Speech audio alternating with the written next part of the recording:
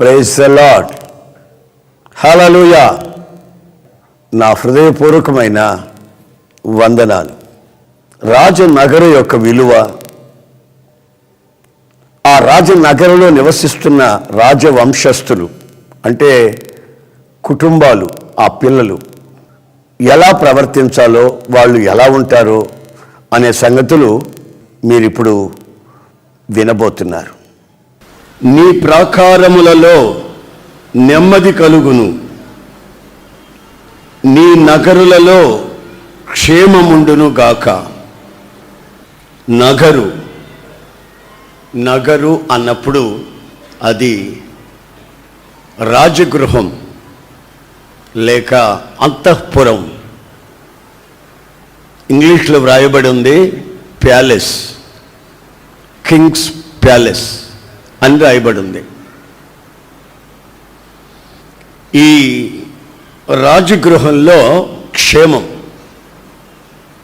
ఆ చుట్టూ ప్రాకారం ఉంటే ఆ ప్రాకారం లోపల సమాధానం, నెమ్మది ఉంటుంది అని ఈ వాక్యం హెచ్చరిస్తూ ఉంది. నా ప్రియమైన సహోదరులారా, మన వ్యక్తిగత జీవితానికి ఈ రాజనగరుని మనం సాదృశ్యంగా తీసుకోవచ్చు. అలాగే దేవుని నమ్ముకున్నటువంటి కుటుంబం అది ఒక రాజనగరు వలె.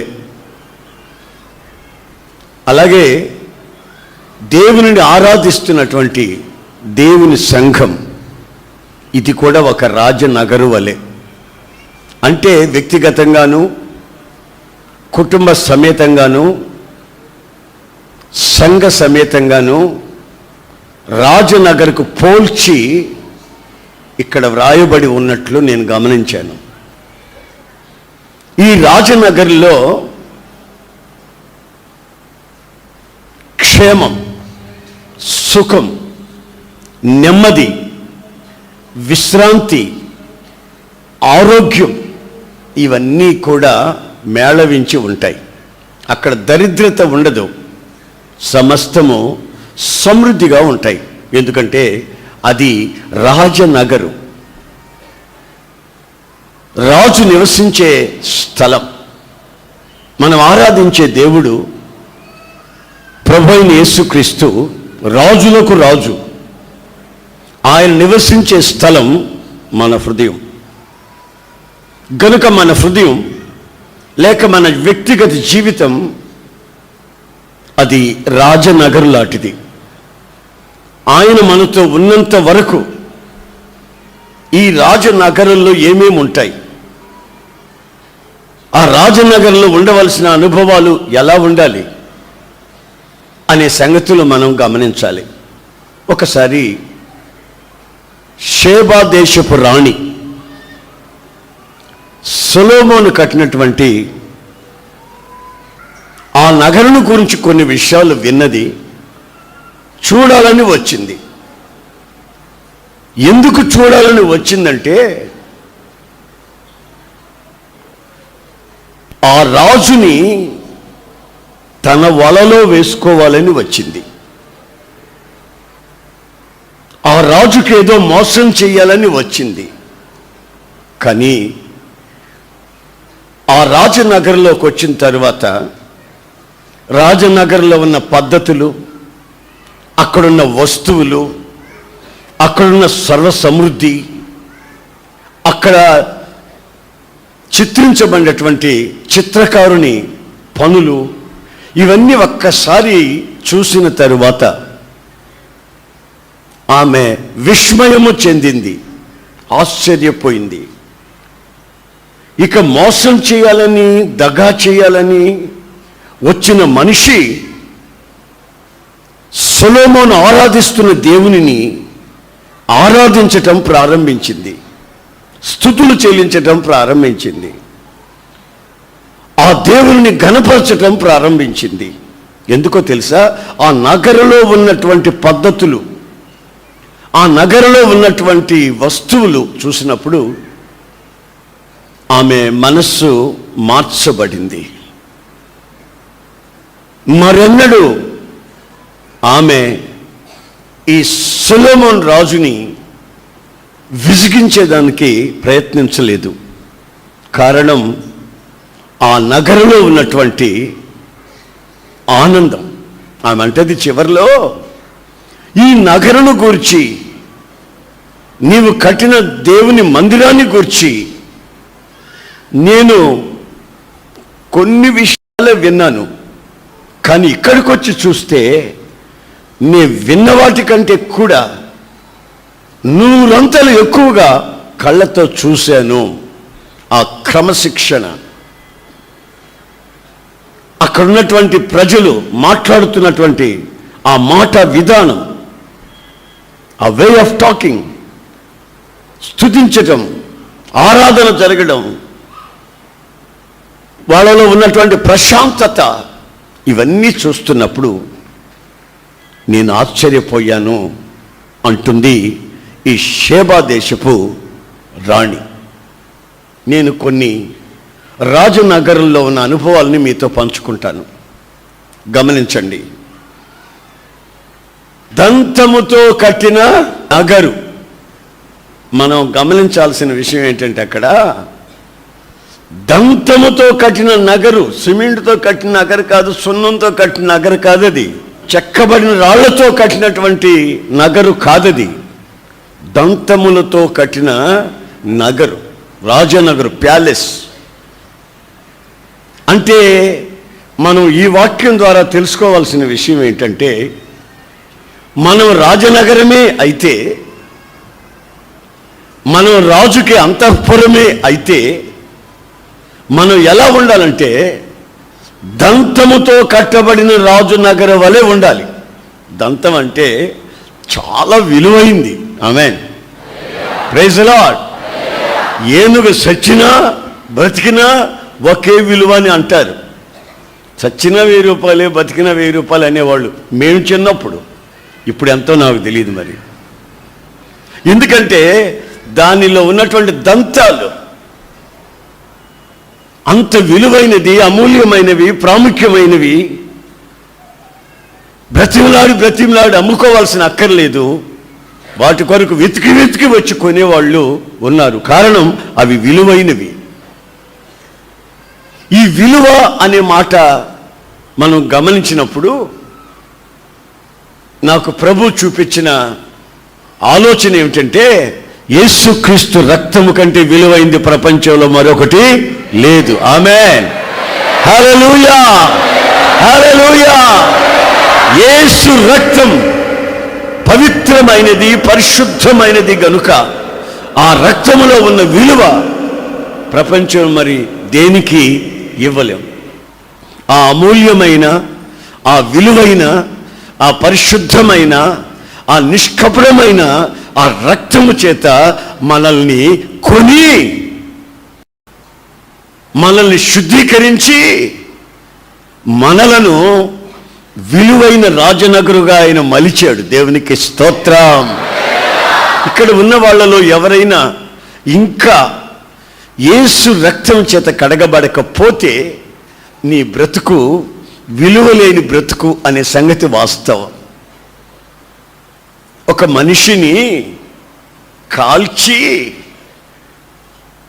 కాల్చిన తర్వాత ఎముకల్లో ఉన్న కాల్షియం, ఎముకలలో ఉన్నటువంటి ఆ సున్నాన్ని తీసి అమ్మితేనట 4.5 రూపాయలు వస్తుందంట.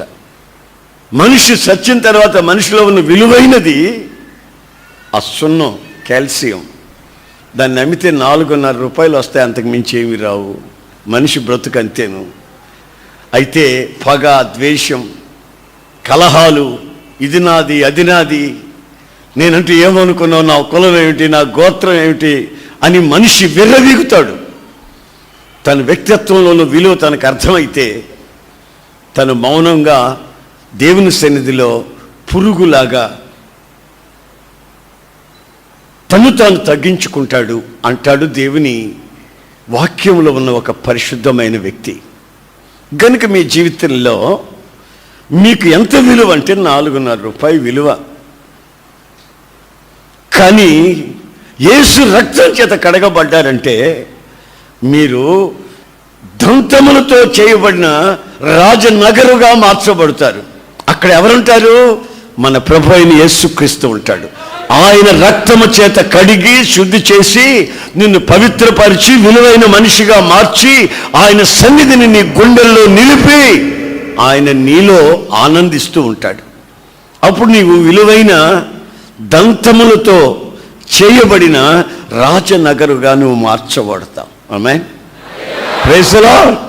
హల్లెలూయా. దైవజనుడు పౌలు అంటాడు, వాడబారని కిరీటం మనకు ప్రభు అనుగ్రహించున్నాడు. Praise the Lord. అక్షయ కిరీటము కొరకు మనం పరిగెత్తుతున్నాం. మనము దేవుని రాజ్య సంబంధులం. మనము దంతముల చేత విలువైన వాటి చేత కట్టబడిన వాళ్ళం. చెత్తతో కొయ్యకాలతో కట్టబడుతున్న సంఘము కాదు, జీవితం కాదు ఇది. ఇది విలువైన అమూల్యమైన రాళ్లతో, వైడ్యూర్యంతో, కెంపు గోమేధికాలతో కట్టబడినటువంటి విలువైనటువంటి అనుభవాలతో కట్టబడినటువంటి దేవుని నగరం. నీ వ్యక్తిగత జీవితం, నీ కుటుంబం కూడాను.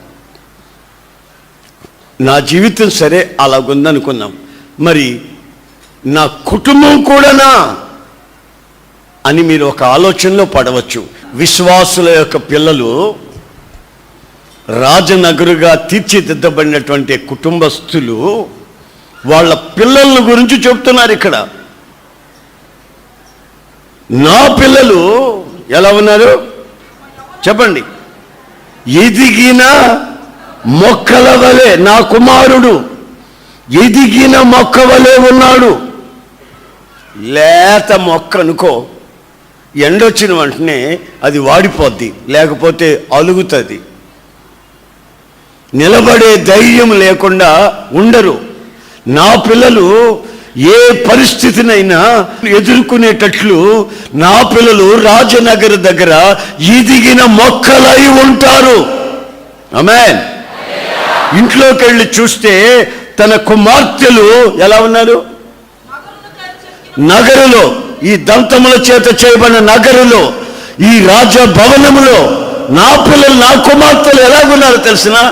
చిత్రించబడినటువంటి స్తంభాల వలె ఉన్నారు. ఆమేన్, ఆమేన్, ఆమేన్. ఇప్పుడు మన మందిరంలో మీకు 2 స్తంభాలు కనిపిస్తున్నాయి చూడండి. ఈ 2 స్తంభాల మీదనే ఈ మందిరం బరువంతా మోపబడి ఉంది. ఆమేన్. నా కుమార్తెలు ఎలా ఉన్నారు? నాకు నగరులోని స్తంభం వలె ఉన్నారు. అంటే ప్రతి భారాన్ని మోస్తున్నారు. విచ్చలవిడిగా తిరగదు ఈ స్తంభం. తిరుగుతుందా? ఏమండి, షికారుగా తిరిగి వస్తుందా? అందరిని కలుసుకొని చూసుకొని పలకరించి వద్దామని వెళ్తుంది ఈ స్తంభం. వెళ్ళిందంటే ఏమవుతుంది మందిరం? నా కుమార్తె, నా కుమార్తెలు, నా కుమారులు ఎలా ఉన్నారు? విచ్చలవిడిగా తిరిగే వాళ్ళు కాదు. బాధ్యత కలిగిన వాళ్ళై, భారం కలిగిన వాళ్ళై, తల్లిదండ్రులను సన్మానించే వాళ్ళై, క్రమముగా క్రమశిక్షణగా ఉన్నటువంటి వాళ్ళై నా ఇంట, నా నగరంలో నా పిల్లలు ఉన్నారు. నా ప్రియమైన సహోదరులారా, యేసు రక్తం చేత కడగబడిన మీరు విలువైన దేవుని మందిరాలుగా, దేవుని సన్నిధిగా, దేవుని రాజనగరులుగా ఏర్పాటు చేసిన మీరు మీ పిల్లల్ని ఎలా పెంచుతున్నారు? విచ్చలవిడిగా పెంచుతున్నారా? లేక నీ నగరులో చిత్రించబడినటువంటి చక్కటి బయట కుమారులు ఎదిగిన మొక్కల్లాగా ఉన్నారు. మొక్కలు, వాళ్ళు వృక్షాలైపోలేదు, మొక్కలుగా ఉన్నారు. ఆమేన్. ఇక్కడ స్తంభాలుగా ఉన్నారు. మరి మీరు మీ పిల్లలు ఎలా ఉన్నారో ఒక్కసారి మీ జీవితాన్ని పరీక్షించుకొని దేవుని ఆ నగరుగా మీరు మార్చబడి ఉన్నారా? లేక సత్రాల వలె ఉన్నారా? సత్రాలు ఉన్నాయి. ఎవడొస్తాడో ఎవడు పోతాడో, ఏ రాత్రి ఎప్పుడు వస్తాడో ఎప్పుడు పోతాడో.